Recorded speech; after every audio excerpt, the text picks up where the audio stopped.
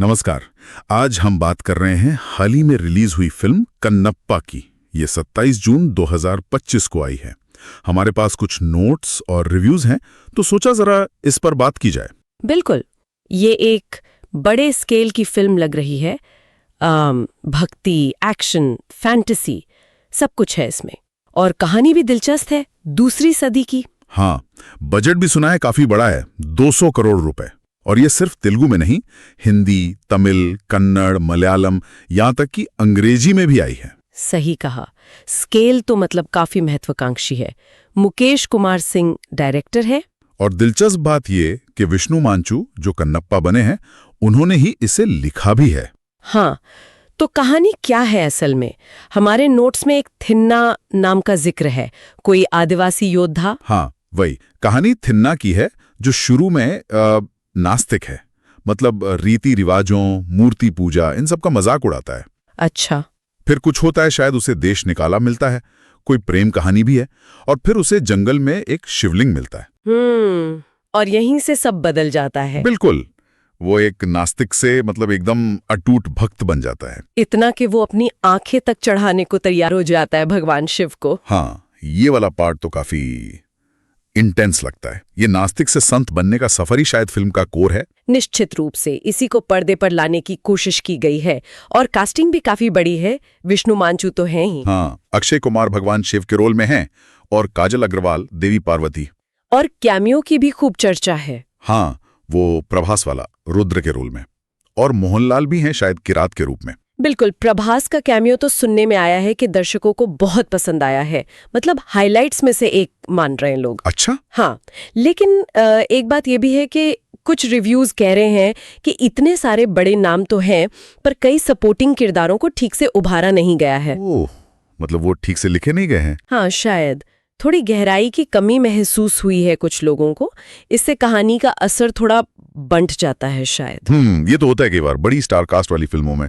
अच्छा, तो overall response कैसा है? मिला जुला बता रहे हैं? हाँ, मिला जुला ही है। कुछ चीजें बहुत अच्छी बताई जा रही हैं, खासकर क्लाइमैक्स। क्लाइमैक्स क्या खास है उसमें? बहुत पावरफुल बताया जा रहा है, इमोशनल, स्पिरिचुअल लेवल पर। एक दर्शक का कोट है नोट्स में, वो कह रहे थे कि आखिरी 40 मिनट रोंगटे खड़े कर देते हैं। हाँ, और ये भी कि अगर कांतारा देखकर आंखें नम हुई थीं, तो यहाँ आप फिर रो सकते हैं। तो मतलब इमोशनल कनेक्ट काफी तगड़ा है आखिर में। अच्छा, ये तो बड़ी बात है। और कुछ? संगीत की भी तारीफ है मनी शर्मा का, खासकर वो ओम नमः शिवाय वाला भजन। और विजुअल्स न्यूजीलैंड में शूट हुई है काफी। हाँ, विजुअल्स तो भव्य लग रहे थे प्रोमोज में। लेकिन फिर कमजोरियां क्या हैं? फिल्म लंबी भी है शायद, 182 मिनट्स, 3 घंटे। बिल्कुल, और यही एक बड़ी शिकायत है।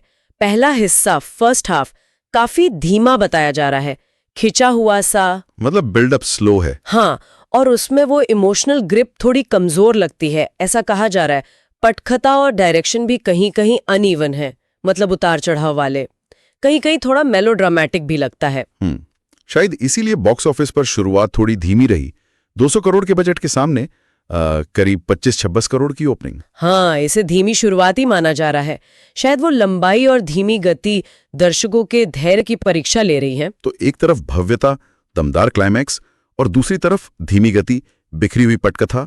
ये तो काफी कॉन्ट्रास्ट है। बिल्कुल। तो इन सब बातों को देखें तो फिल्म का निचोड़ क्या है? मतलब क्या चीज इसे खास बनाती है या बनाने की कोशिश करती है? देखिए, दिलचस्प बात यह है कि आस्था में बदलाव की एक सदियों पुरानी कहानी को ले रही है, और उसे आज की टेक्नोलॉजी, भव्यता और स्टार पावर के साथ पेश कर रही है। ये एक कोशिश है ये दिखाने की कि कैसे हमारी प्राचीन कथाओं को आज के दर्शकों के लिए फिर से रिलेटेबल बनाया जा सकता है, उनकी जो इमोशनल गहराई है या जो संदेश है उसको रखते हुए। और ये कोशिश कितनी कामयाब हुई है, इस पे राय बटी हुई है। हाँ, बिल्कुल। तो मतलब ये हुआ कि कन्नप्पा आस्था के बदलने की एक क्लासिक कहानी है। बड़े कैनवस पर है, भव्यता है, पर शायद दर्शक को उस इमोशनल पीक तक पहुंचने के लिए थोड़ा सब्र रखना पड़ेगा। सही। और इससे ये भी पता चलता है कि पौराणिक कहानियों में लोगों की दिलचस्पी तो है, लेकिन उन्हें आज के हिसाब से कहना अब भी एक चुनौती है। बिल्कुल। और अंत में एक सोचने वाली बात छोड़ जाते हैं। ये कहानी भक्ति के एक बहुत ही चरम रूप पर फोकस करती है। हाँ।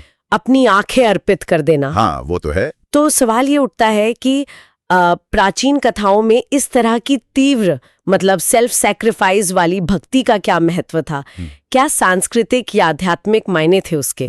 और आज के समय में जब भक्ति और आस्था को समझने के तरीके बदल रहे हैं, तो आज का दर्शक ऐसी चीजों से कैसे जुड़ता है या इनकी व्याख्या कैसे करता है, ये सोचने वाली बात